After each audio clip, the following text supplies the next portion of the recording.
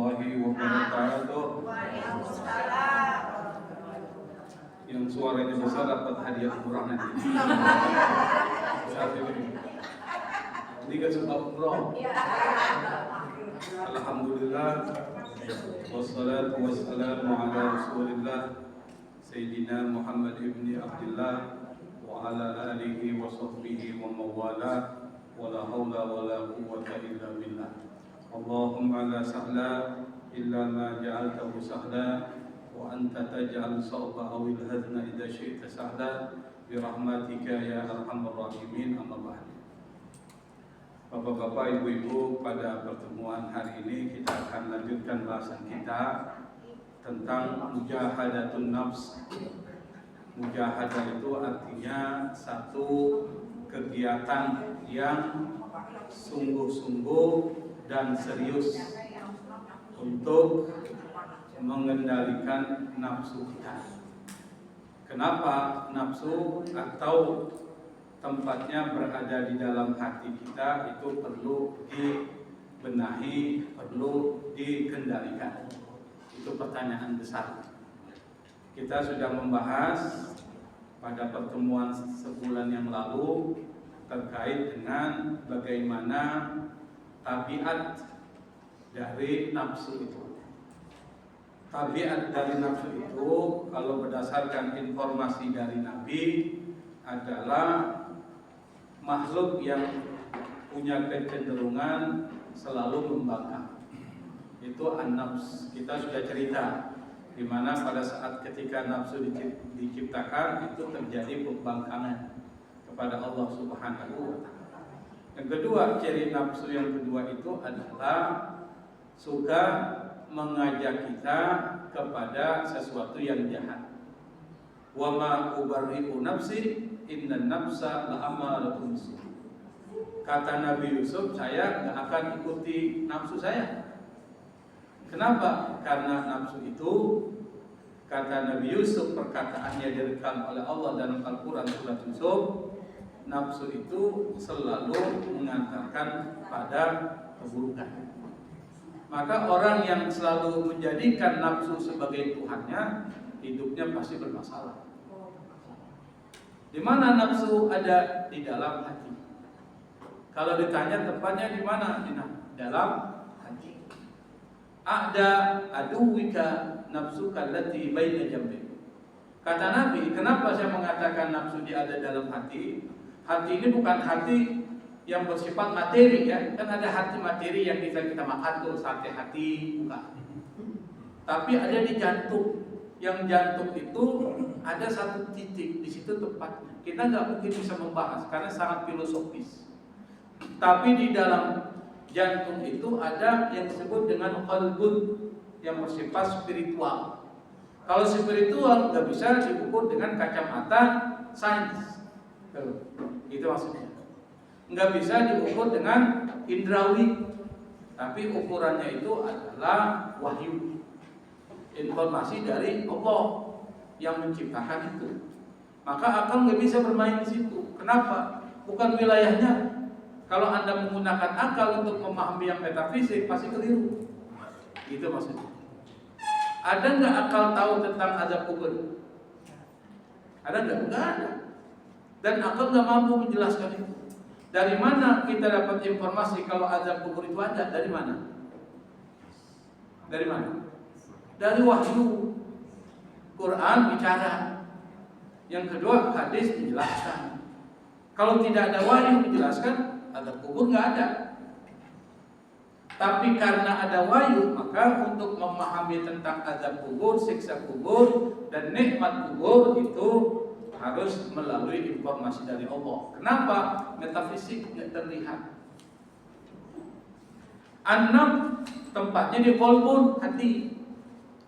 Maka hati itu kata Nabi, dia menggerakkan perbuatan. Ibu datang ke sini, yang menggerakkan tuh hati ibu. Kalau hatinya bermasalah, susah. Itu maksudnya. Berarti yang datang ke sini hatinya nggak bermasalah. Kesimpulannya kan gitu cara ngukurnya. Kenapa Nabi mengatakan ala inna fil jasadi mudghah? di dalam tubuh kita ada segumpal daging. Idza saluhat, kalau segumpal daging ini bagus, saluhal jasadu kullu, maka semua anggota badan dan yang keluar dari anggota badan kita bagus. Apa anggota badan kita? Mata. Yang keluar dari mata apa? Penglihatan. Bagus nggak? Asing ngelihat yang bagus-bagus. Dia nggak mau lihat yang jelek-jelek. Dia nggak mau lihat yang porno-porno. Kenapa? Hatinya bagus.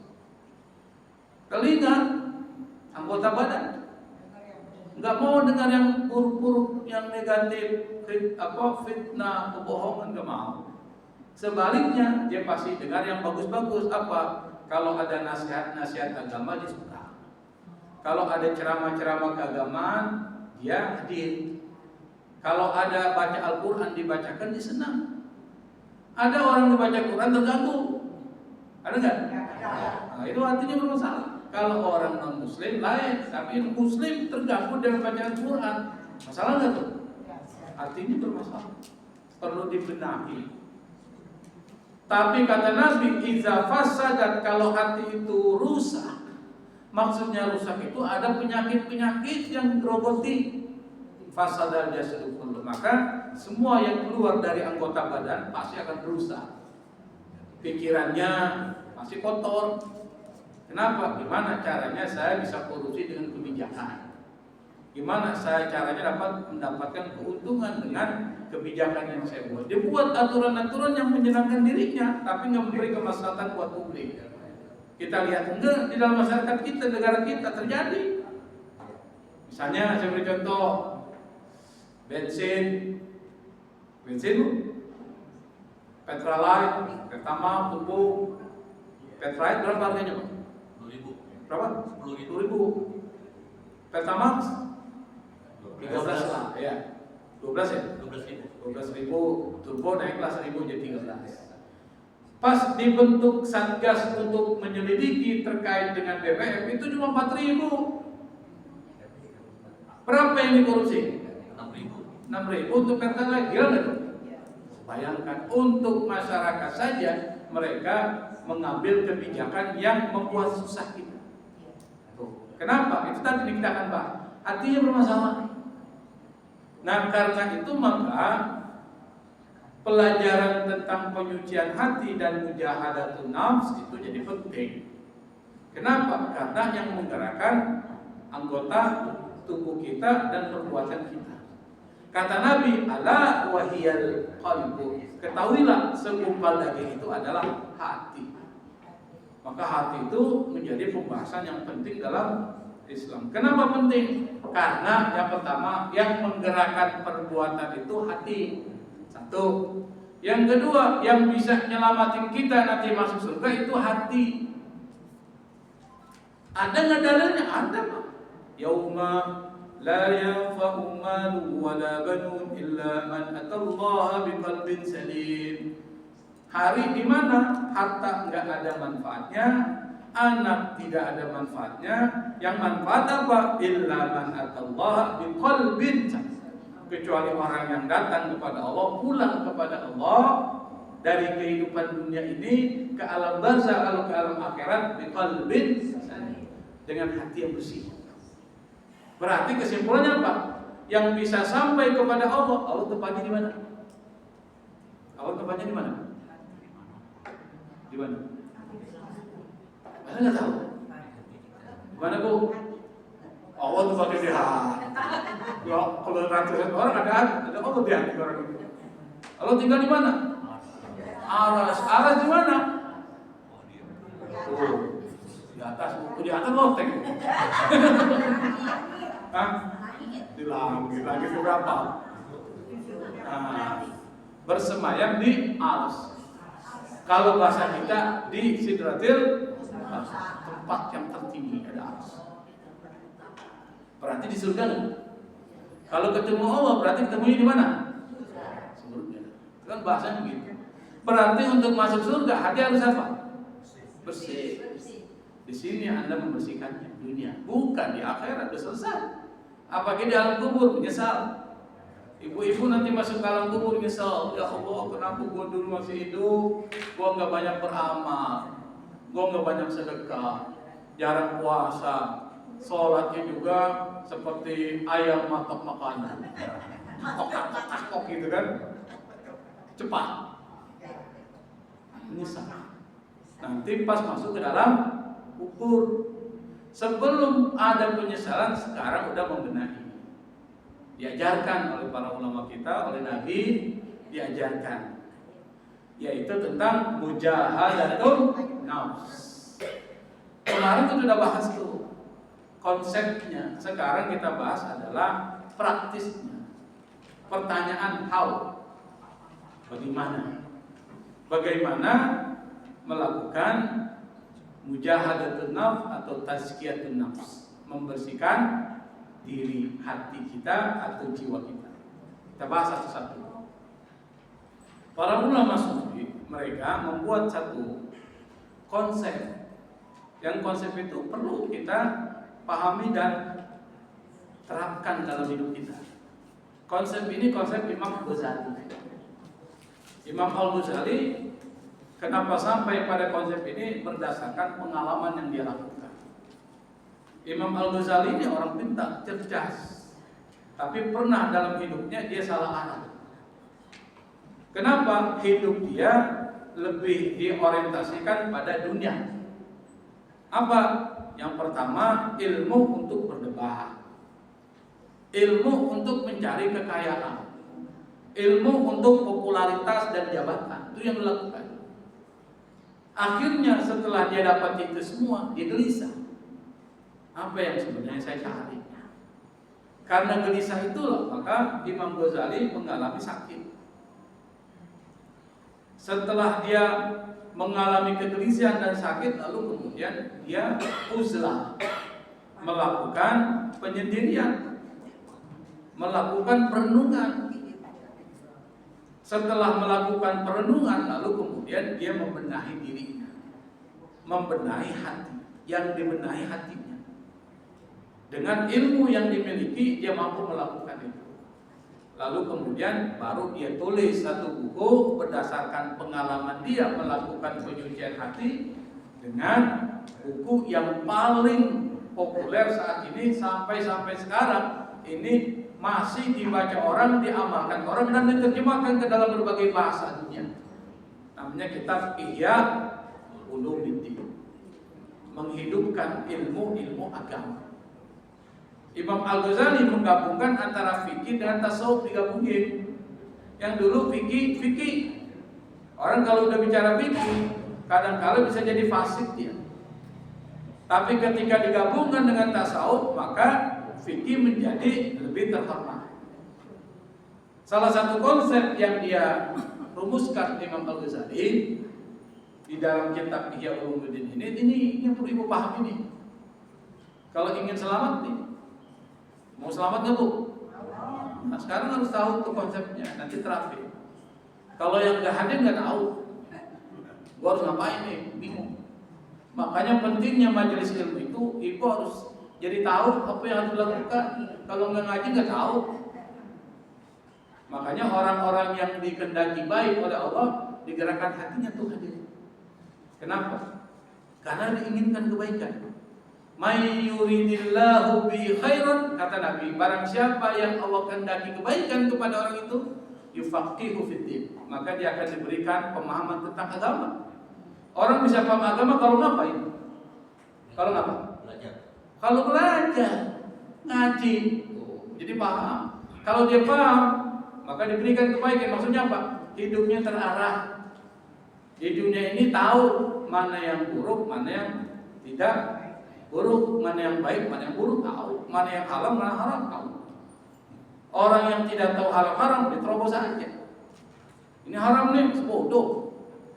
Yang halal aja, yang haram aja susah, apalagi yang halal, duit. Lebih galak dia bilang. Nah, sekarang konsep yang ditawarkan Imam Al-Ghazali adalah dari takhalli kemudian tahalli, maka outputnya tajalli. Tahap pertamanya adalah takhalli, tahap satu nih. Langkah satunya takhalli. Langkah kedua setelah takhalli, berhasil di takhalli, masuk ke tahalli. Kalau takhalli dan tahalli bisa dilaksanakan perfect, sempurna, maka akan tajalli. Bisa dipahami nggak nih? Alurnya ya, belum ceritanya, alurnya. Jadi dari mana dulu Bu? Takhalli pakai kha, takhalli. Dari takhalla ya takhalla, takhalli, takhallian. Nanti kita jelaskan. Habis itu nggak ada titiknya, tahalli. Habis itu titiknya bergerak ke bawah, tajalli. Dari atas hilang ke bawah, tuh. Tahalli, tahalli, tajalli. Tetap huruf H, titik ke atas. Apa itu tahalli? Nah kita bahas. Tahalli itu kata Imam Al-Ghazali istilah yang diambil dari bahasa Arab yang akar katanya 3 huruf awalnya, kha, lam, dan ya. Khala kemasukan 5 huruf, ta dan lam, ta dan ain. Jadi tafa'ala jadi takhalla. Takhalla dari kata khala artinya kosong. Khala itu kosong. Al-khaliyah itu yang kosong. Dalam bahasa Arab kata khaliyah itu kosong. Maka kalau punya anak jangan namain khaliyah. Kosong. Kosong kantongnya, kosong otaknya, kan repot kan? Kosong. Lalu ditambahi takhalla artinya mengosongkan. Mengosongkan itu artinya apa? Meninggalkan. Meninggalkan sesuatu sehingga menjadi kosong. Maka dari kata al-khala muncullah rumah kesendirian. Baitul khala. Kalau rumah sendiri itu maksudnya apa itu? Anda berada di tempat sendirian, namanya baitul khala. Kalau dalam bahasa kita namanya apa? Dia nyepi. Anda berada di satu ruangan sendiri nyepi. Itu namanya apa itu ruangan itu? Apa itu? Nyepi dia sendirian. WC Pak, WC. Bahasa Arabnya baitul khala itu toilet. Bapak Ibu kalau ke toilet sendiri atau berdua? Sendiri atau berdua? Berarti rumah sendiri. Masuk ke WC mau semua sesuatu yang nggak dibayangkan muncul. Makanya kalau di WC jangan lama-lama. Kenapa? WC itu tempat kumpulnya jin. Jin. Kalau jin yang nggak bagus, yang dibisikin yang kotor-kotor negatif. Kalau terlalu lama duduk di WC sambil ngerokok kan apa itu? Ya kan? Dapat inspirasi. Wah, ini ingat inspirasi itu dari jin loh, hati-hati. Maka masuk ke WC ada doanya. Apa doanya? Allahumma inni a'udzubika minal khubuthi wal khaba'ith. Ya Allah, aku berlindung kepada Engkau dari jin laki-laki dan jin perempuan. Berarti jin itu ada laki-laki dan perempuan. Berarti jin beranak pinak tuh. Kenapa disuruh berlindung dan kita diajarkan Rasulullah ketika masuk WC harus berlindung? Karena di situ ada tempat jin.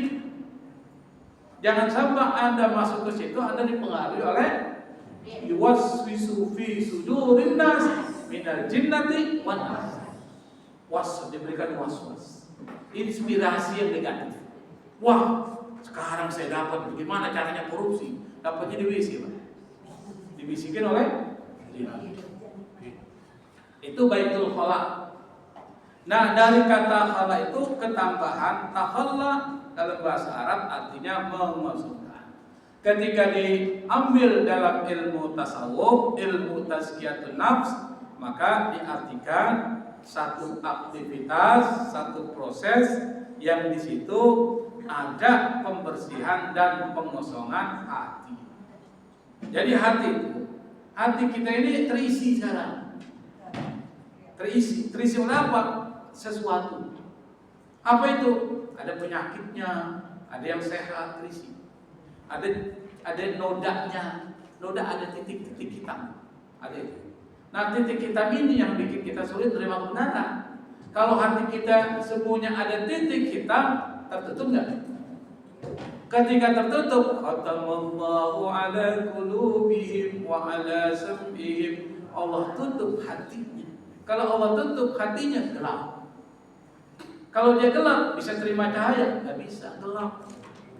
Apalagi telinganya dikunci, matanya ditutup. Orang kalau kita lihat ada sesuatu yang membuat kita sedih, nggak mampu sampai ke hatinya. Dia cuma lihat doang. Bantu kagak? Kenapa? Wa ala absarihim ghishawah. Pandangan-pandangan mereka sudah tertutup. Kenapa bisa seperti itu? Karena hatinya tertutup. Hati-hati nih Bu. Orang yang hatinya tertutup susah berubah. Mau dinasihatin apa aja susah. Meskipun dia tahu itu benar. Siapa contohnya? Firaun. Firaun tahu Nabi Musa itu benar. Di mana dia tahu Nabi Musa benar? Kita mengatakan Firaun tahu Nabi Musa benar. Ketika dia meninggal dia bilang, "Amantu, saya beriman kepada Tuhannya Bani Israel." Ya kan? Berarti dia tahu benar kan Allah? Tapi kata Allah enggak, kalau sudah sampai kerongkongan, wala taubata, tidak ada taubat. Sudah sampai kerongkongan nih, sudah sakaratul maut, enggak ada taubat, enggak diterima taubat. Wala yuqbalu atau wala tuqbalu taubatuhum, tidak diterima taubat-taubat mereka. Maka sebelum roh sampai kerongkongan, buru-buru taubat. Kalau udah sakaratul maut, ya Allah saya taubat sama Allah, enggak bisa. Sudah selesai. Hidup Anda sudah selesai. Jadi hati yang pertama itu kata Imam Al-Ghazali harus dikosongkan. Dikosongkan dari apa? Dari penyakit, dari sifat-sifat buruk yang ada dalam diri kita. Misalnya pelit, medit, bakhil, banyak kosakata bahasa Indonesia. Kalau orang Sulawesi Tengah disebut dengan pai puluh. Pai puluh itu sama dengan bakhil, pelit. Sifat bakhil itu. Kenapa disuruh membersihkan dari sifat bakhil? Karena yang membinasakan umat-umat terdahulu kata Allah itu orang-orang yang punya sifat bakhil. Bakhil. Kenapa dalam diri kita ada bakhil? Karena Allah sudah bilang, "Zuyyina lin-nasi hubbu syahwati minan nisa wal banin wal qanatiril muqantarati minadh dhahabi wal fiddati wal khailil musawwamati wal an'ami wal has." Ini Allah yang bilang, zuyyina, dihiasi, linnasi, kepada manusia semuanya, hubbu syahwat, cinta. Cintanya berbasis pada syahwat. Bukan cinta Allah tapi berbasis syahwat. Kepada siapa? Kalau laki-laki kepada perempuan. Minan nisa. Tapi yang hebatnya nggak ada perempuan disebut cinta laki-laki. Hebatnya. Dalam Al-Quran disebutkan minan nisa, kepada perempuan, wal banin, anak-anak. Bapak-bapak, ibu-ibu, cinta nggak kepada anak-anak Anda? Enggak cinta. Tadi gini. Suka kan? Ya. Siapapun suka. Karena suka dengan anak-anak, maka dia berusaha untuk bisa mendapatkan anak. Kan suka. Wal banin wal qanatiril muqantarati minadh dhahab wal fiddah, harta perhiasan emas dan perak. Suka enggak? Suka enggak? Apa suka enggak? Suka Mas. Kalau ibu suka Mas Joko. Suka Mas Joko kan? Mas tuh suka Mas. Karena dia suka, maka dia berusaha untuk dapatkan itu. Senang dia. Perhiasan. Karena suka dengan perhiasan, diperlihatkan. Nih, perhiasan. Sampai semua tangannya emas semua. Coba kalau orang Sulawesi Selatan ya, ibu lihat kalau pergi haji pulang, meskipun bukan emas asli, bisa jadi palsu, tapi dia pakai untuk mengatakan inilah saya, emas, suka.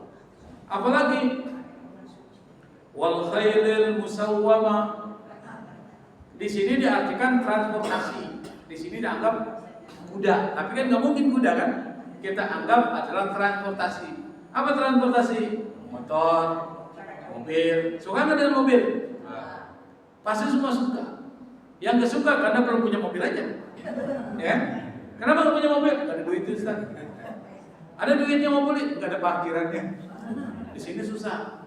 Mau beli mobil nggak ada duitnya, ada duitnya mau beli mobil nggak ada parkirannya. Susah begini di Jakarta susah. Semua orang suka, karena suka dilap-lapin. Pagi-pagi yang pertama kali dilap bukan istrinya, mobilnya dilapin bersih, suka. Karena dia cinta dengan harta benda itu, jadi pelit. Kamu bilang bagi gue dong, ngapain? Pelit kan? Nah, karena pelit, maka itu membinasakan.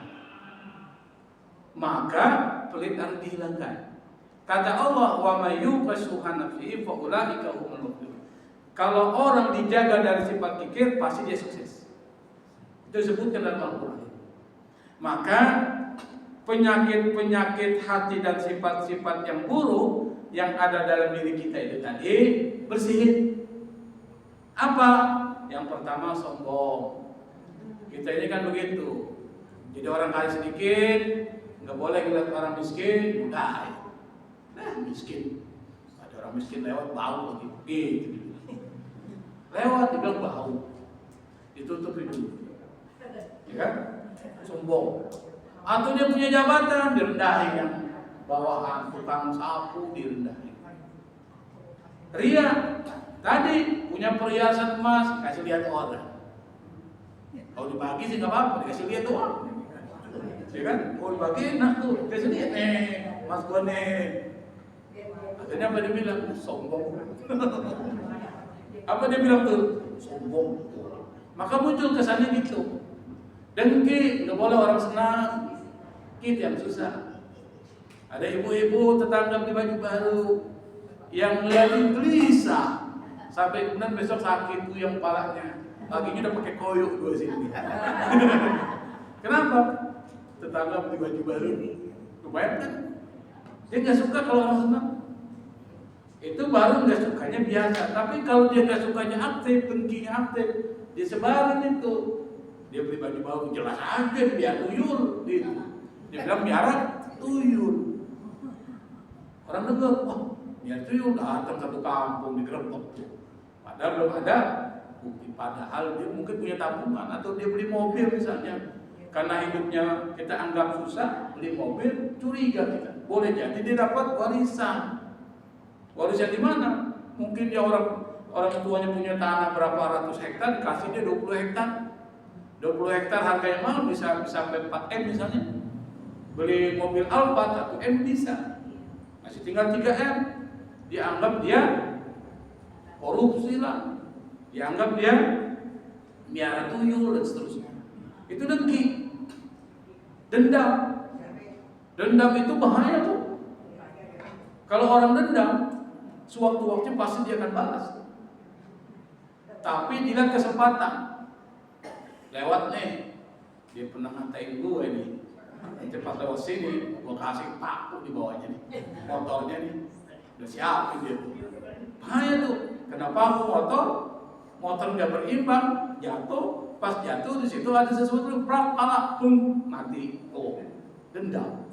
Makanya kita diajarkan oleh Allah satu doa. Dan kalau kita baca doa ini, termasuk kelompok ketiga yang dicintai Allah. Dalam surat Al-Hajj apa? Walladzina ja'u min ba'dihim yaquluna rabbana ighfir lana wa li ikhwanina alladhina sabaquna bil iman wa la taj'al fi qulubina ghillan lil ladzina amanu rabbana innaka ra'ufur rahim. Dengar doanya kan? Sudah dengar kan?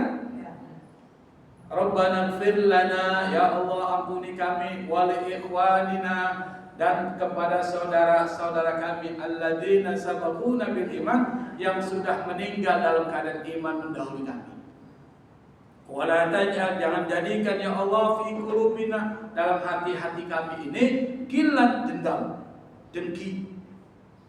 Kenapa? Kalau orang dengki, dendam, kita enggak bersaudara, pecah. Kalau enggak bersaudara, kalau ada kesulitan kita enggak akan dibantu orang. Tapi kalau beriman bersaudara pasti akan dibantu. Makanya jangan bikin sesuatu yang membuat saudara kita jadi dendam sama kita. Saya dulu pernah tinggal di Surabaya selama 2 tahun 3 tahun. Bertetangga tinggal di kos. Kebetulan yang jaga kos itu orang Kediri ya. Orang Kediri, terus orang apa sih, orang yang Tumanggung apa? Tumanggung ya? Yang ada Gunung Semeru apa namanya? Tuh, yang ada Tulung Agung, yang ada Gunung Semeru. Lumajang. Lumajang. Ustaz, dibilang sama saya. Dia panggil saya Ustaz karena saya kuliah di Sunan Ampel, Surabaya. Ustaz, kenapa? Kita ke rumah si Ayah, kenapa? Tahlilan. Loh kok kita suruh tahlilan? Kok orang kampung ini nggak ada yang datang? Nggak ada satu pun orang datang. Tuh, saya bilang gila. Ini daerah padat seperti Jakarta ini kan, padat, kota Surabaya padat. Itu rumah, nggak ada satupun orang yang mau ikut tahlilan di situ. Ada yang salah nggak? Pasti ada yang salah. Dia nggak disuka orang. Kenapa? Mungkin hidup dia bertetangga, bikin sulit orang, bikin orang gak suka, bikin orang dendam. Tuh, dia polisi, tapi udah pensiun. Ya mungkin waktu saat polisi bikin susah orang, mungkin ya, kita nggak tahu kan. Aduh, gimana Pak? Saya ini harus mempersiapkan diri buat besok nih. Nggak ada orang, saat saya diajak sendiri, masa saya tahlilan sendiri? Nah, aduh, gimana? Udah kita tahlilan berdua, jadi duet maut. Dalam hati saya, ya Allah, jangan sampai kita hidup seperti ini. Jadi pelajaran jangan bikin orang susah, karena orang akan dendam. Salah satu dendam yang beda itu baru yang biasa. Belum dendamnya itu sampai aktif. Maka Allah ngajari kita dengan doa tadi, jangan jadikan di dalam hati kami dendam sama orang beriman. Kenapa? Allah tahu kalau dendam bahaya, nggak bersatu. Kalau nggak bersatu lemah kita. Musuh gampang menghancurkan kita. Jadi penyakit-penyakit seperti sombong, ria, dengki, dendam, cinta dunia, rakus, suka berdusta, lisan kita tidak dijaga dan lain sebagainya, itu yang kotor-kotor itu hilangin dalam hati kita, bersihin. Kalau bersih enak. Ibu punya taman nih, banyak semaknya. Di situ ada pohon, ada kembang anggrek. Karena banyak semaknya, kelihatan dia tuh bunga anggreknya. Gimana Bu? Nggak kelihatan tuh, ketutupi oleh semak. Supaya kelihatan kembang anggreknya itu, ibu harus ngapain? Semak itu dibersihin. Habis bersih kelihatan nggak tuh kembang anggrek? Logikanya gitu. Anda mau kelihatan hati Anda bersih, nanti kalau udah bersih tinggal diisi. Tuh maksudnya gitu. Ini udah bersih nih. Untuk membersihkan, tadi di dalam hati kita ini ada sesuatu yang baik. Tapi karena tidak menonjol, karena tertutup oleh yang buruk, sehingga kalah. Supaya yang baik ini menonjol, yang buruk hilangin, jangan kelihatan. Seperti bunga yang ada di kebun yang penuh dengan semak-semak. Bersihin dulu semak-semaknya, nanti akan terlihat bunga-bunga di dalam kebun. Itu analoginya. Atau misalnya seperti gelas yang terisi air kopi, air teh, cendol, semuanya ada di situ lah. Untuk mau diisi dengan air susu, langsung disiram nggak tuh susunya ke dalam gelas yang berisi kopi, cendol dan semuanya? Langsung nggak? Enggak, diapain dulu? Bersihin dulu tuh. Habis bersih, kan bagus tuh. Kira-kira diisi susu. Habis kita minum kopi diisi susu, kira-kira rasanya rasa susu atau rasa kopi, susu dan cendol? Susu. Kenapa? Udah bersih. Itu logikanya. Jadi paham nggak? Kalau ibu menjadi orang baik, yang kotor-kotor dibersihin dulu. Apa yang kotor? Sifat-sifat buruk tuh. Nanti di dalam ilmu tasawuf diajarin tuh apa itu dengki, apa itu dendam, dengan ciri-cirinya. Karena kita kan cuma singkat, cuma permukaan aja. Waktu-waktu nanti kita akan bahas. Kalau masih ada, hubungi. Apalagi ini kan sebulan sekali tentang tazkiyatun nafs. Jadi kalau ada umur kita bahas gimana sih dengki itu, cirinya apa. Kira-kira saya kena virus dengki nggak nih? Nanti diukur dengan itu. Kita akan bahas pada pertemuan yang lain ya, kan masih lama ini. Jadi semua penyakit-penyakit hati hilangin. Kosong, ya kan? Habis kosong, isi, namanya tahalli. Tuh. Kalau udah kosong tuh gampang diatur. Ini ruangan kalau kosong gampang ya di dekor. Tapi kalau di dalam ruangan ini banyak barang-barang berserakan semuanya, mau didekor susah nggak? Susah tuh. Jadi dibersihin dulu baru dekor. Enak, ruangan kosong lebih mudah tuh.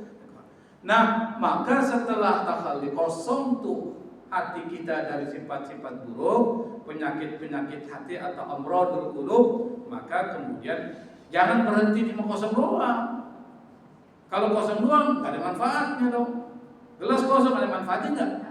Tapi kalau gelas berisi ini gak ada airnya, nih, ibu ya, ada manfaatnya enggak? Apa manfaatnya? Minum. Manfaatnya bisa diminum, ada airnya, bukan manfaatnya apa kosong? Ngapain kau kosong di sini? Itu maksudnya. Nah, harus tahalli. Apa itu tahalli? Diambil dari kata hilyah. Hilyah itu perhiasan. Maka kalau ada orang namanya hilyah, itu perhiasan. Hilyah itu nisa, perhiasan perempuan. Dari kata halla yang artinya menghiasi, mengisi, membiasakan. Jadi ini yang sudah kosong dihiasi, jadi cakep. Ini yang sudah kosong diisi, jadi bermanfaat. Maksudnya gitu. Maksudnya apa? Dalam ilmu tazkiyatun nafs yang dimaksud dengan tahalli itu adalah ente menghiasi dan mengisi diri setelah kosong dari penyakit-penyakit hati, sifat-sifat buruk itu diisi. Kalau sudah kosong gampang isinya. Tapi kalau masih penuh, kosongin dulu, itu maksudnya. Diisi gimana caranya? Diisinya itu dengan yang baik-baik. Kalau dulu kita ini kalau ngaji pengen lihat orang riak, kosongin riaknya, ya kan? Habis dikosongin riaknya, diisi dengan ikhlas. Saya ngaji karena Allah. Itu bukan karena bagi yang baru kawin karena mertua, atau pengen yang mau nyalonin jadi anggota DPR supaya kelihatan soleh, ya kan? Bukan karena itu, tapi saya ngaji dulu karena Allah. Maka yang riya itu hilang. Bukan cuma ngaji, yang lain juga. Sholat, puasa, zakat, sedekah karena Allah. Ini udah bagus karena Allah. Ditulis sedekah 1 juta. Jangan tulis nama gue ya, tulis hamba Allah. Tulis hamba Allah kan. Jumat biasanya kan diumumin tuh. Diumumkan yang memberikan donasi 1 Ahmad, kedua Mehmet, yang ketiga Muhammad, pokoknya Mehmet semua lah kan. Mahmud, semuanya dari Hamid dan yang terakhir hamba Allah. Yang hamba Allah itu dibilang temen, lu tahu ya hamba Allah itu siapa? Gue. Ria juga. Sama dia udah bagus awalnya ya. Dia bilang itu gue tuh 1 juta. Hilang tuh pahalanya. Maksudnya bagus, pahalanya hilang. Jadi bersihkan tuh ria dari sifat-sifat ria, bersihkan. Isi setelah kosong tuh isi dengan ikhlas. Apa tuh ikhlas? Melakukan sesuatu karena Allah, untuk Allah, demi mencari keridhaan Allah. Nanti dibahas khusus. Namanya dalam ilmu tasawuf kitab Ihya Ulumuddin disebut dengan al-munjiyat, yang menyelamatin kita. Kedua, kita dulu suka bohong. Karena kita ingin hidup selamat, maka kita harus hilangin sifat bohong. Biasanya ibu-ibu nih suka nih, dia bilang sama anaknya, nah nanti kalau ada tukang kredit, ibu-ibu tukang kredit tuh, yang dulu ya, kalau sekarang jarang. Dulu tukang kredit, saya ingat banget sebenarnya ibu dulu kredit, kayak pancing. Dan tukang kredit suka banget datang lagi bawa barang kredit, tulis. Kalau itu masih lumayan panci kan. Tapi kalau dia mau debt collector tuh, dia ngutang sampai 5 juta, 10 juta, datang penagih utang, dia bilang sama anaknya, kalau dia datang bilang ibu nggak ada di rumah, bohong. Diajari anaknya bohong, dia juga bohong. Nah, kalau udah bersih dengan sifat bohong, diisi dengan jujur. Begitu seterusnya. Setelah kosong hati dari penyakit-penyakit hati dan sifat-sifat buruk, harus diisi, harus dihiasi. Ibarat seperti kebun, Bu. Kebun. Ibu pernah ke kebun nggak? Pernah ke kebun kan? Nah, kebun supaya kelihatan yang baik-baik itu, karena di situ banyak semak, banyak batunya, maka Anda perlu mengosongkan itu kebun itu dari sesuatu yang membuat tampak tidak indah. Seperti yang saya katakan tadi, takholi. Setelah kebun itu kemudian kosong ya, kira-kira perlu ditanam nggak dengan pohon-pohon yang lain? Perlu nggak? Perlu. Itu namanya tahalli. Kalau udah ditanam, dirawat nggak? Dirawat, disiram, kasih pupuk supaya subur. Kalau dia buah-buahan pohonnya bisa menghasilkan buah yang manis. Kalau dia bunga, anggrek dan seterusnya, bisa tumbuh kembang dan bunga yang menarik. Itu namanya tahalli. Ketika hati kita udah bersih dari penyakit-penyakit hati, maka Anda harus mengisinya seperti kebun tadi. Setelah dikosongkan kebun itu, ditanam dengan pohon-pohon yang memberikan manfaat. Apa? Manfaat buahnya atau manfaat keindahan. Tuh. Tapi pohon dan bunga-bunga yang ditanam atau tanaman berbuah yang ditanam harus dijaga terus. Supaya apa? Supaya tumbuh. Nanti kalau sudah ditanam dengan penyakit, dengan sesuatu yang baik, jangan cuma sebentar, dirawat, namanya istiqomah. Harus istiqomah, dirawat tuh. Jangan cuma bulan puasa doang. Bulan puasa kerawat nih, pas bulan selesai bulan puasa kembali lagi tuh, dirawat supaya bersih terus menerus. Jadi bisa dipahami nggak, Bu? Bisa ya? Kalau nggak bisa juga nggak apa-apa, please. Emang gue pikirin. Tapi insya Allah bisa. Rata-rata ini kan sudah selesai SD kan? SD kan? SD. Kalau SD kan cendol.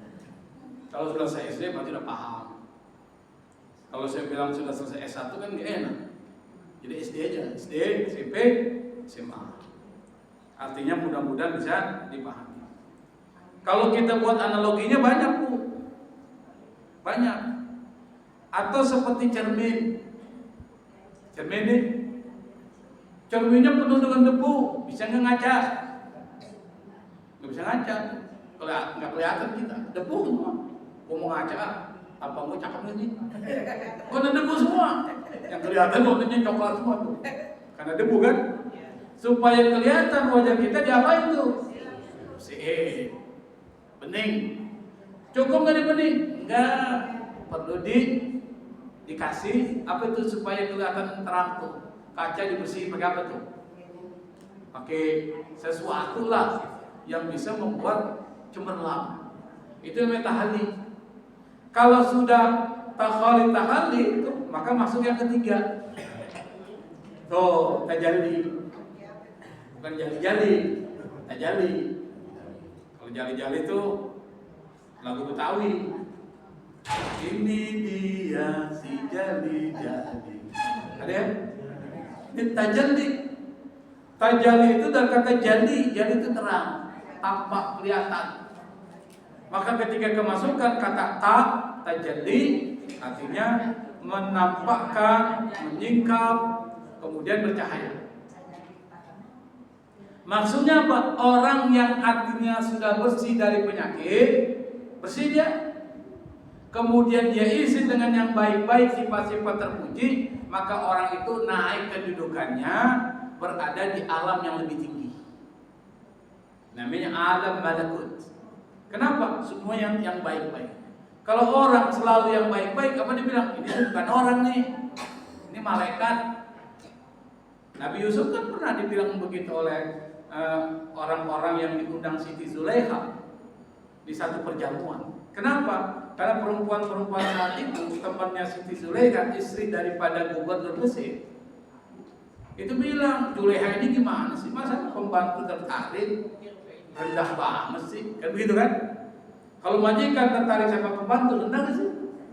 Rendah menurut strata kedudukan orang-orang bangsawan, dianggap rendah, disebut itu begitu. Kata Siti Zulaikha dia belum tahu sih siapa Yusuf. Yusuf itu cakepnya luar biasa. Siapapun yang lihat pasti tertarik. Kenapa? Memang luar biasa.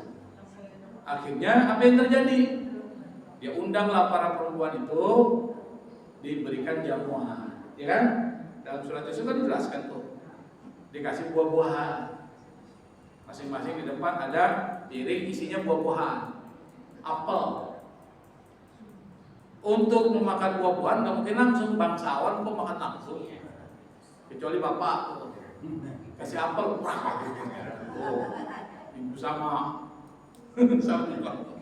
langsung kasih apel langsung makan. Kasih pisau, sikinan disebut dengan sikin, pisau. Berarti kan dipotong, iya kan? Jadi makannya dipotong, baru dimakan. Kita kan juga digerogotin. Kalau dia dipotong nih, pada saat ketika dia sedang mengupas buah-buahan yang mau dimakan, kata Zulaikha, "Sup," dia manggil Yusuf, "Sup, keluar dulu Sup." Dengan bahasa dia, bukan bahasa kita. Keluarlah Nabi Yusuf. Cuma lewat doang, seperti Pragawati, ya kan? Cuma lewat doang, cuma lewat. Ini perempuan dari ujung ke ujung gini, sambil motong buah-buahan. Karena dia nggak sadar cakepnya Nabi Yusuf itu, yang dia potong diiris sampai tangannya dipotong. Gak terasa. Orang kalau sedang mabuk cinta, sakit dia terasa. Tuh, tangannya dipotong gak terasa. Coba kalau bapak cuma lagi sadar, potong tuh tangan, sakit gak? Sakitnya gak sadar. Sama dengan orang kalau sudah ketakutan di kubur-kubur anjing, lalu cepat.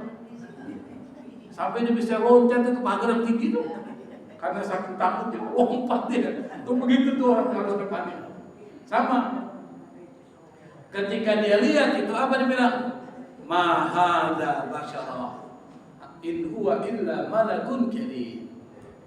Kata para perempuan ini bukan orang, ini malaikat tuh. Bukan mengatakan malaikat seperti malaikat-malaikat di dalam keyakinan kita, tapi karena bersihnya, cakepnya, sopannya semua, kayak malaikat, gak ada salahnya, gak ada kurangnya. Sama ini, kalau orang yang hatinya kosong dari penyakit hati, yang terisi yang baik-baik, udah bukan seperti orang lagi, udah seperti malaikat. Berarti kalau alam malaikat dengan alam Allah dekat enggak? Dekat. Karena dia dekat, terbukalah hijab, tersingkap. Bisa paham? Karena dia tersingkap, dekat. Kalau orang dekat sama seseorang, dia minta dikasihnya, kasih. Allah karena dekat dengan hambanya, jangankan diminta, enggak diminta pun Allah kasih. Tuh maksudnya gitu. Kenapa? Karena udah dekat, berada di satu rumah. Orang di rumah itu nggak bisa orang lain kecuali orang-orang yang dipilih Allah. Ketika udah dekat dengan Allah, maka dia berada dalam min ahlillah, keluarganya Allah. Apapun yang dibutuhkan Allah kasih. Makanya ada sebuah hadis Rasulullah ini, ketika orang udah tahalli, maka dia nanti akan muncul namanya kasyaf. Apa itu kasyaf? Dia tahu yang orang lain nggak tahu. Itu maksudnya. Siapa yang kasih tahu? Allah. Makanya para wali-wali Allah itu kasyaf. Karena dia dekat dengan Allah, Allah kasih tahu. Bukan dia punya kemampuan mengetahui sesuatu yang tidak terjadi, tapi Allah kasih tahu apa yang akan terjadi. Itu wali. Namanya kasyaf. Kenapa? Karena makamnya udah tadi tuh, hati udah bersih, diisi dengan yang baik-baik. Kalau ngomong yang baik gak pernah bohong, maka udah tinggi. Itu yang disebut dengan tajalli. Artinya apa? Dia bisa memahami sesuatu. Bahkan dia belajar aja, yang orang tidak tahu dia tahu. Allah buka yang sulit. Kenapa? Karena udah makom begitu. Maka orang-orang yang belajar ilmu hikmah, ilmu hikmah itu maksudnya seperti kitab Al-Hikam, itu kitab tinggi. Maka orang-orang yang belajar harus sudah bersih dulu supaya gampang dikasih ilmu oleh Allah Subhanahu wa taala. Kalau belum bersih susah. Karena ini ilmu-ilmu khusus. Maka Nabi pernah mengatakan, meriwayatkan dari Allah pernah berfirman dalam hadis qudsi. Jadi ada dua firman Allah, Al-Qur'an dan hadis qudsi. Dan hadis yang redaksinya dari dibuat oleh Nabi namanya hadis biasa. Jadi Al-Qur'an, hadis ada dua, ada hadis qudsi dan hadis biasa. Hadis qudsi diriwayatkan oleh Nabi tapi Allah yang ngomong. Kalau hadis biasa dari Allah tapi redaksinya dari Nabi. Itu maksudnya. Bahasanya dari Nabi. Nabi yang ngomong. Tapi pesannya dari Allah. Kalau ini Allah yang ngomong, Nabi yang riwayatnya. Qala Nabi sallallahu alaihi wasallam, kayaknya ibu sibuk banget ini mau jadi wali kayaknya. Nanti jadi wali nanti baru udah selesai. Kalau kita udah belajar tahalli, tajalli. Kita bahas dulu. Jadi ada hadis qudsi nih, bisa dibaca nggak nih? Kelihatan nggak sini? Kelihatan? Kok nggak kelihatan Pak mana Pak Najib? Nih, kecil ya? Kalau kecil gedein Pak, gedein. Gedenya gimana ya? Nah, hadis qudsi ini mengatakan, ma taqarraba ilayya 'abdi, kalau seorang hambaku mendekatkan diri kepadaku. Itu tadi ada takhalli tahali. Udah kosong hatinya diisi dengan ibadah-ibadah, baca Quran dan seterusnya. Bisain afdalu, dengan sesuatu yang lebih utama min adai, dari melakukan maftaratu alaihi, kewajiban-kewajiban yang kuwajibkan kepada dia. Maksudnya yang sunnah-sunnah. Yang wajib dia sudah laksanain, sholat 5 waktu dia laksanain, puasa bulan Ramadan dia laksanain, zakat dia laksanain. Tapi yang sunnah-sunnah dilakukan nih apa? Puasa Senin Kamis, puasa Nabi Daud, puasa Ayyamul Bid, Setan min Syawal 6 di bulan Syawal atau di bulan Rajab 1 bulan full misalnya kalau kuat, bulan Syaban 30 kalau kuat, bulan Ramadan 30 kalau itu sampai 90 ditambah 6 96 tambah lagi 4 jadi 100. Kuat enggak Ibu? Rajab 30 hari puasa, Syaban 30 hari jadi 60, Ramadan 30 hari jadi 90. Kuat enggak? Pasti enggak kuat, ya kan? Nah, kalau itu bisa dilaksanakan luar biasa.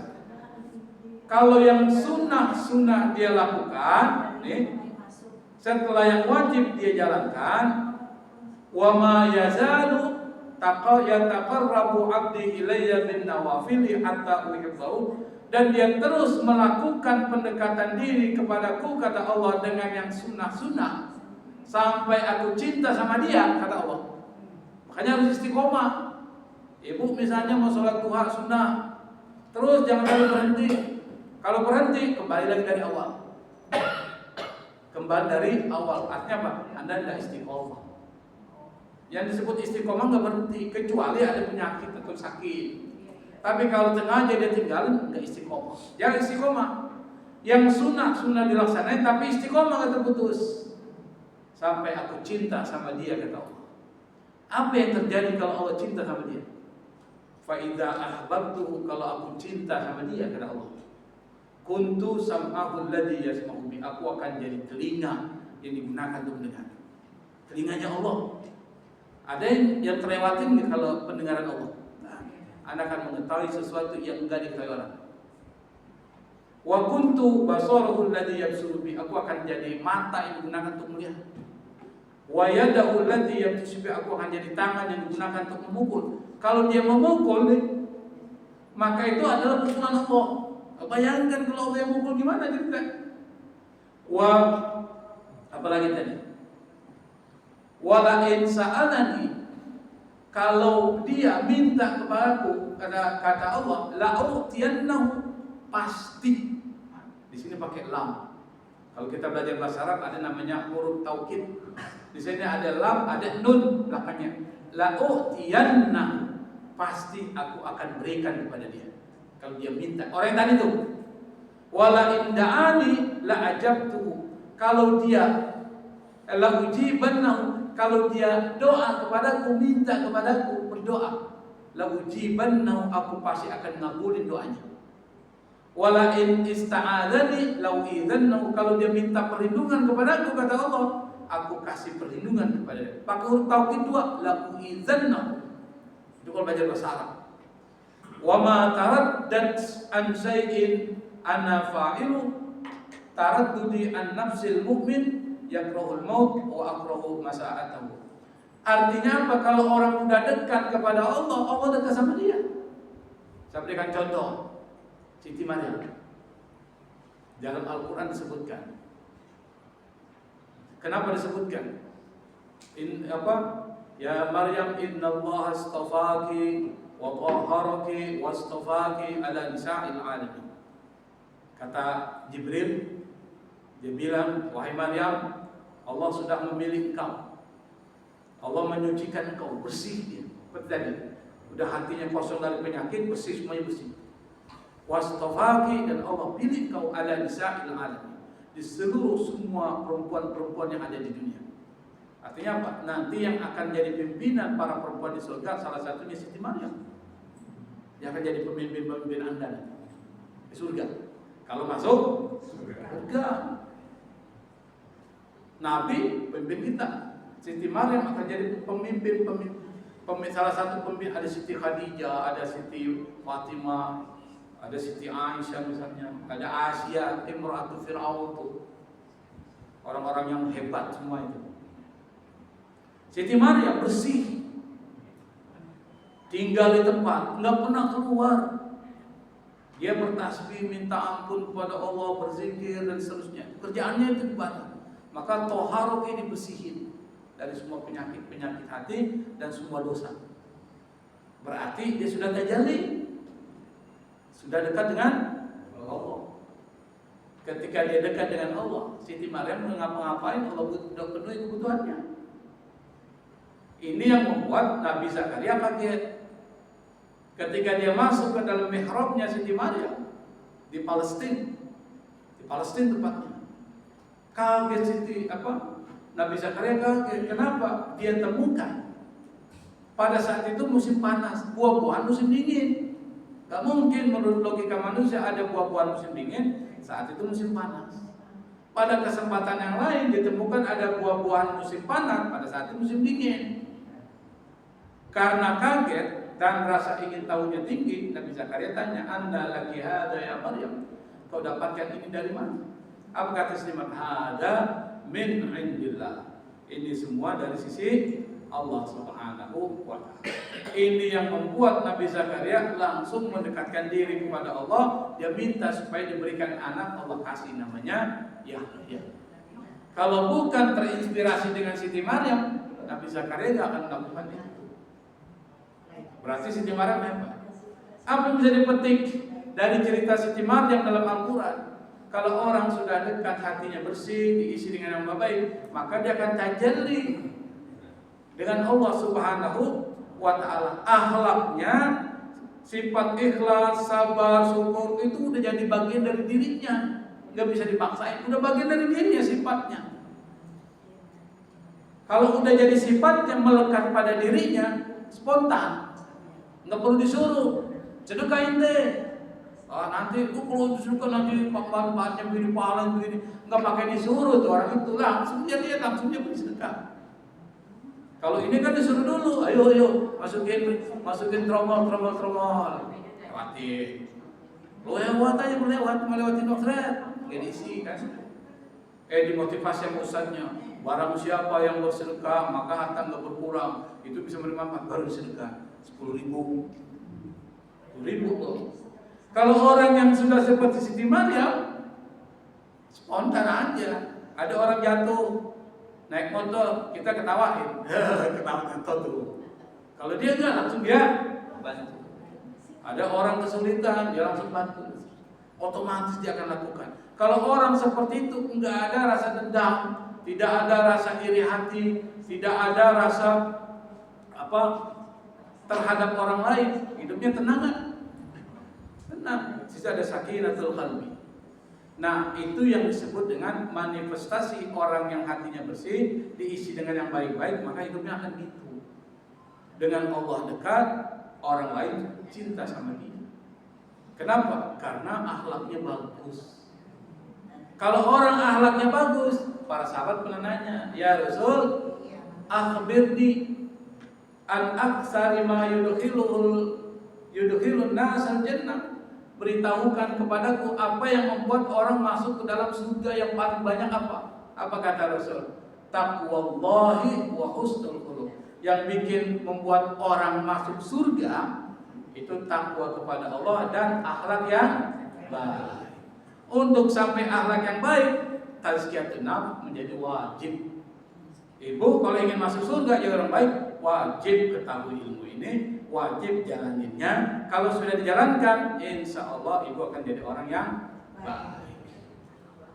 Jadi pahami kan? Nanti rinciannya itu kita rinci pada pertemuan berikutnya satu persatu.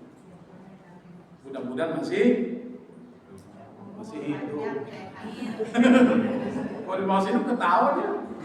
Mudah-mudahan masih hidup diberikan waktu oleh Allah Subhanahu wa Ta'ala. Saya pikir ini bisa saya sampaikan. Mohon maaf. Assalamualaikum warahmatullahi wabarakatuh.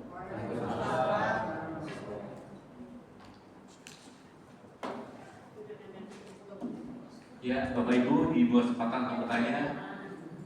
Satu, Ibu Joko. Ada yang lain? Silakan.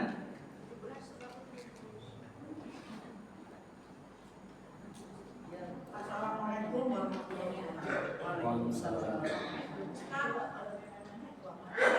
Kalau ada 239, jika kamu Bentar Bu, saya catat dulu Al-Baqarah ya. 239, Hah?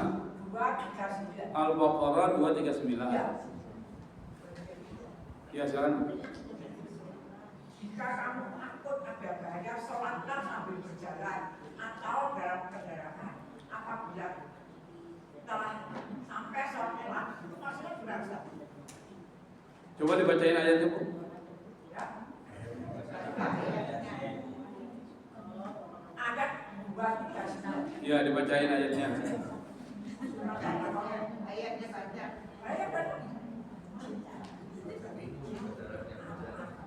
Bahasa Karena Indonesianya. takut bahaya, sholatlah sambil berjalan atau dalam kendaraan. Pertanyaannya? Dan itu maksudnya apa Ustaz? Ya, oke. Ada lagi yang lain silakan. Izin Pak Ustadz. Ya, silakan Pak sambil saya. Ya, mohon bisa dijelaskan mengenai obat hati yang 5 perkara itu dan manfaat dari masing-masingnya. Terima kasih. Obat hati. tadi. Ya. Yang lain silakan Bu. Kumpulin dulu lah. Ada yang lain silakan. Oh.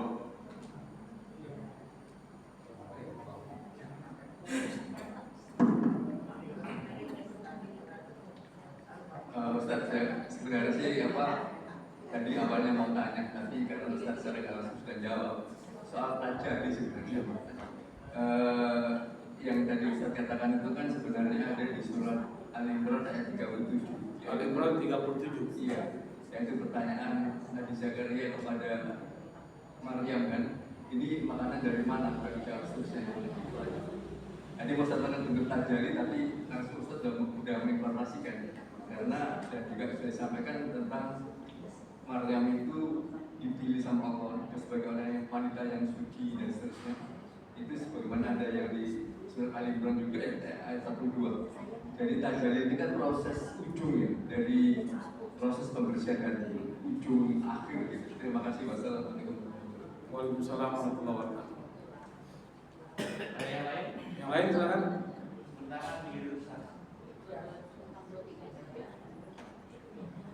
Sudah Pak. Yang pertama dari Ibu Joko ya. Tadi padahal saya sudah bilang Mas Joko, ternyata ada Bu Joko.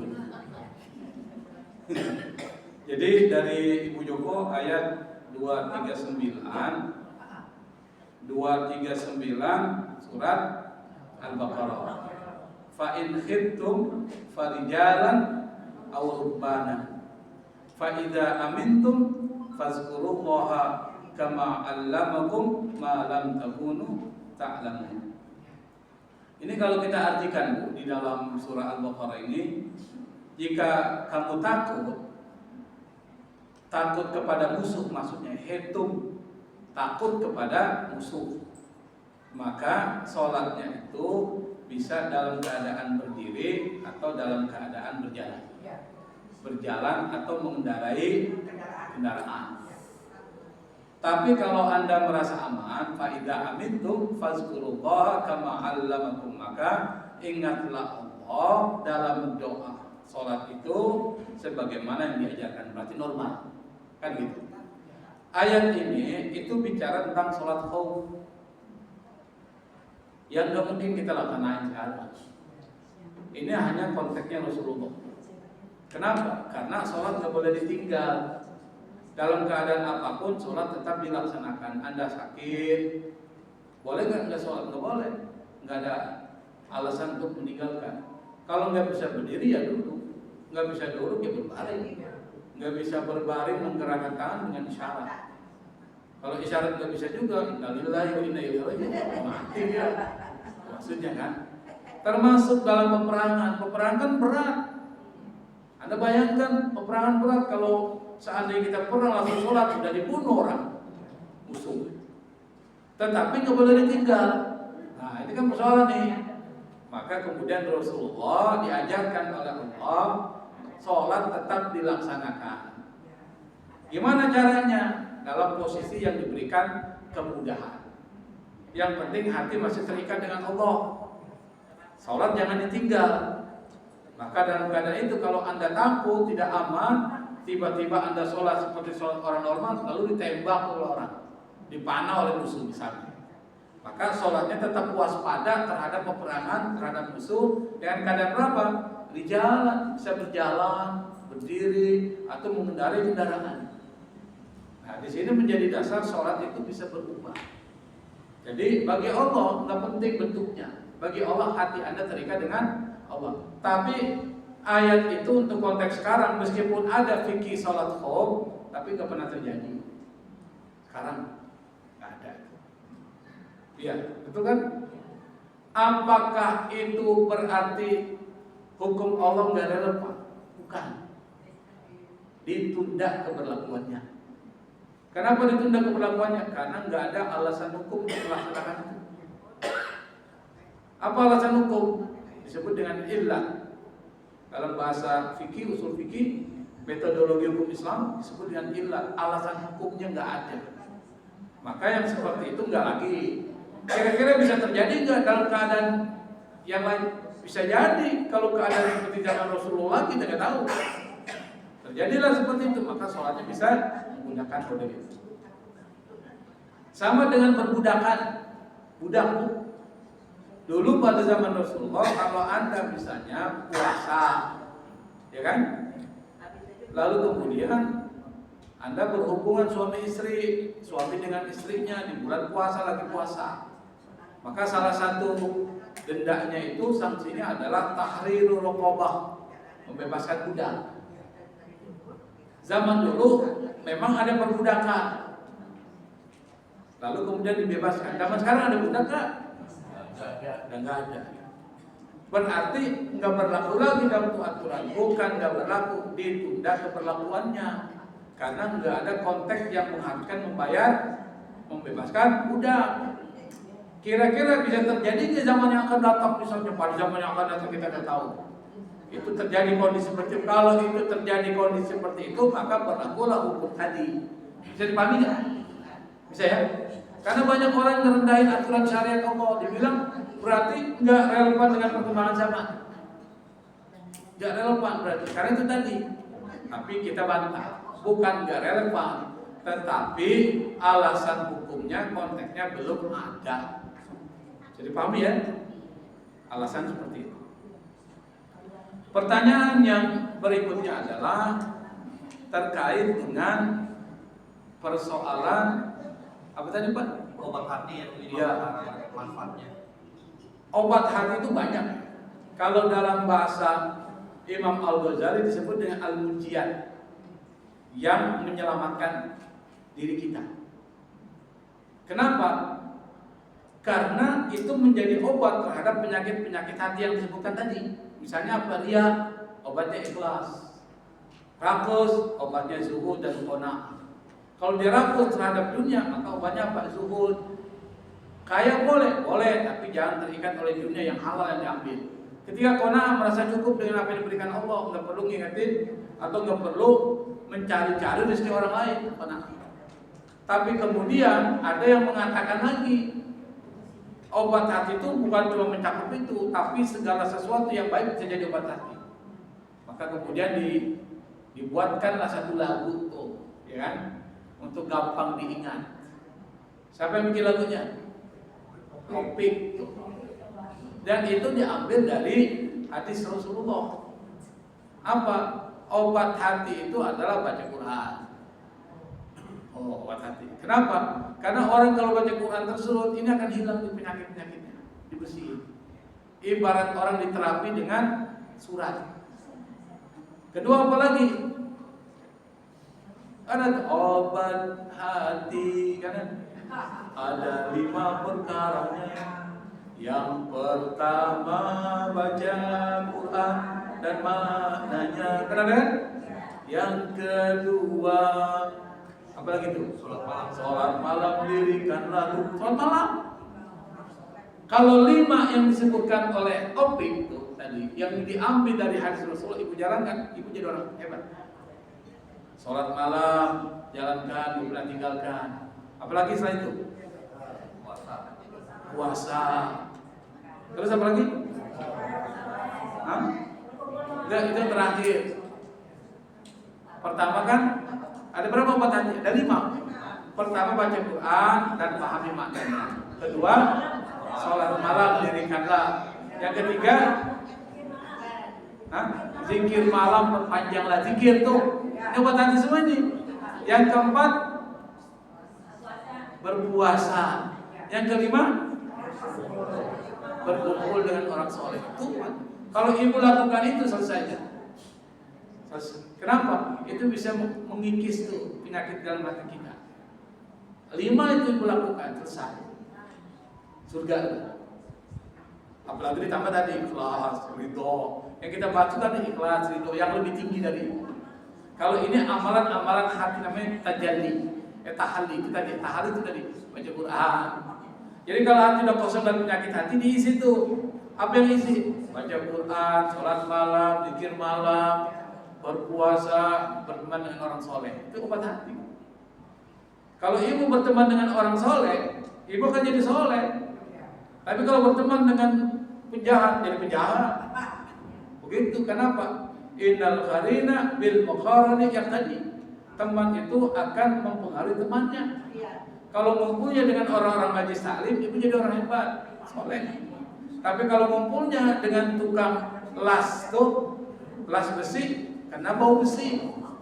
Kalau berteman dengan penjual minyak wangi, dapat wanginya, begitu. Maka kalau nyari teman, cari yang satu visi dekat untuk mendekatkan kepada Allah. Itu maksudnya mujalatus sholihin, berteman dengan orang-orang soleh. Nah, pertanyaan cuma satu ya. Pertanyaan dari Pak Tahiri ya terkait dengan ini, memang salah satu contoh yang paling gampang untuk menjelaskan tajalli itu ya Siti Maryam yang ada dalam Quran. Kalau dicari ada nggak tempat yang tahu? Banyak. Rasulullah salah satu contoh. Rasulullah pernah bohong nggak? Nggak pernah. Rasulullah tuh kalau melihat orang miskin gimana? Hatinya, apalagi di bulan Ramadan. Kalau bulan Ramadan Rasul suka bersedekah. Di bulan Ramadan tambah hebat sedekahnya Rasulullah. Artinya apa? Kalau ingin lihat tajalli sifat-sifat Allah terhadap manusia, lihat Rasulullah aja. Tapi saya memberikan contoh Siti Maryam karena disebutkan dalam Quran. Orang yang bersih hatinya, maka dia akan seperti Siti Maryam. apapun yang jadi kebutuhannya pasti Allah penuhi. Yang diminta tidak diminta Allah kasih. Siti Maryam nggak minta, Allah kasih. Nabi Ibrahim ini termasuk adalah nabi yang sudah terlepas dari penyakit-penyakit hati yang diisi dengan sesuatu yang baik, bersih. Kalau bersih maka pikirannya semuanya jadi bersih. Maka ketika dia melawan kekuasaan yang diktator, penyembah berhala, dia berani takut. Kenapa? Karena orang yang hatinya bersih dia nggak takut kecuali hanya kepada Allah. Ketika dia sudah sampai posisi itu mau dihukum nggak takut juga. Kita kan kalau udah diancam aja nanti masuk penjara takut. Nabi Ibrahim tanpa takut. Setelah dia dihukum oleh Raja Namrud, ditaruh di tempat bangunan yang tinggi, di bawahnya ada api. Nabi Ibrahim minta ke sama Allah? Enggak. Kenapa? Orang kalau imannya udah kuat nggak perlu minta sama Allah. Kenapa? Dia akan mengatakan Allah cukup tahu keadaan saya, selesai. Nggak usah saya minta. Kalau kita masih minta, kita masih makamnya makam orang awam, ini makamnya orang tinggi. Maka nggak perlu minta. Ketika malaikat Jibril disuruh Allah tanya kepada Ibrahim, ya Ibrahim, apakah kau butuh sesuatu? Yang bertanya malaikat Jibril loh. Yang ditanya Nabi Ibrahim, apa kata Ibrahim? Amma ilaika fala. Kepadamu ya Jibril saya nggak butuh apa-apa. Dianggap makhluk. Kalau gitu kata Jibril minta sama Allah. Kalau kau tidak mau kasih tahu ke saya, minta sama Allah. Apa kata malaikat? Kata Nabi Ibrahim, nggak perlu saya minta, cukup Allah tahu keadaan saya, selesai. Maka dia mengatakan hasbunallah wa ni'mal wakil. Cukup Allah sebagai pelindung, selesai. Nggak perlu saya minta. Apa yang terjadi? Allah kirimkan bantuan. Apa bantuannya? Yang nggak logis menurut akal kita terjadi. Api jadi dingin. Nggak logis kan? Nggak logis. Anda coba pakai doa Nabi Ibrahim, doa Allah. Ya naru kuni bardan wa salaman ala Ibrahim. Wahai api jadilah dingin, selamatkan Ibrahim. Coba ibu baca itu doa itu ke api, tangan masukin.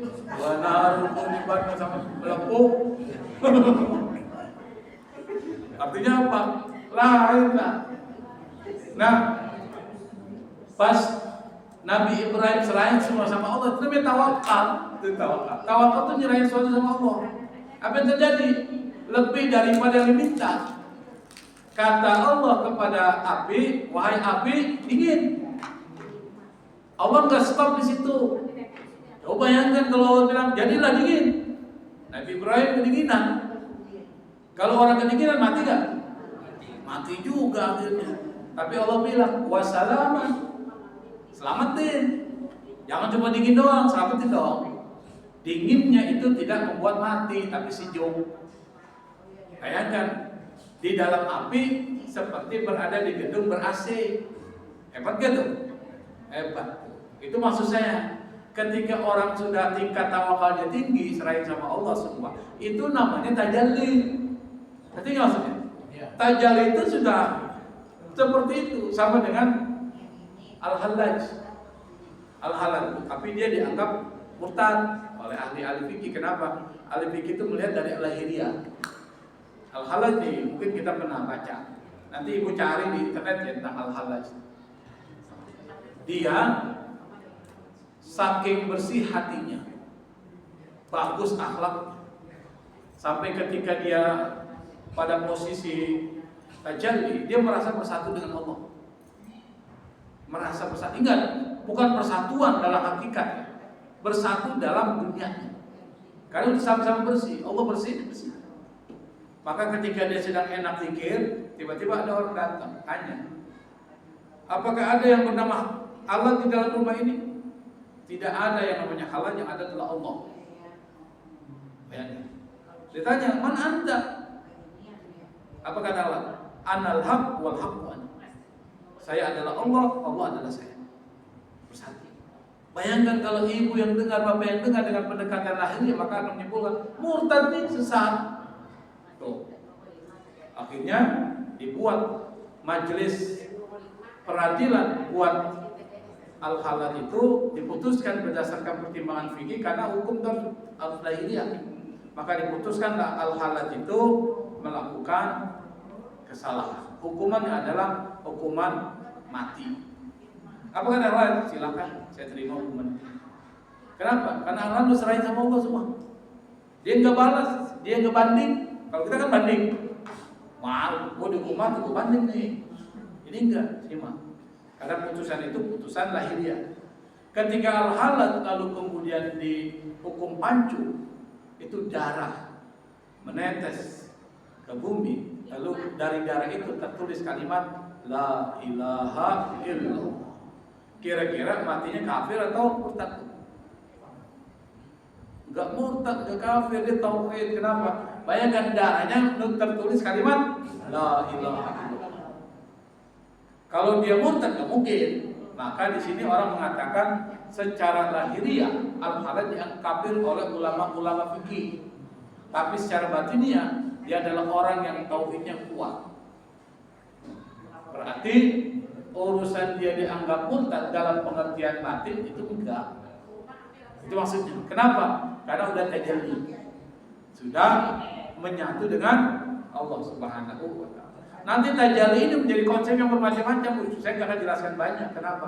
Takut ibu sesat. Kalau dijelaskan nanti pusing. Jadi kita jelaskan cuma satu aja al-Hallaj. Masih ada Ibnu Arabi, Yazid Al-Bustami, masih ada yang lain sebagainya itu yang saya mungkin jangan jelaskan secara keseluruhan. Saya pikir ini Pak Najib ya. Semoga apa yang saya sampaikan ini bisa memberikan inspirasi ya, motivasi kepada kita untuk membenahi hati kita, membersihkan hati kita. Sekali lagi 3 tahapan tadi dijalankan. Kosongkan hati dari sifat buruk, isi hati dengan yang baik, maka Anda akan naik makamnya seperti Siti Maryam. Wallahu musta'an. Assalamualaikum warahmatullahi wabarakatuh.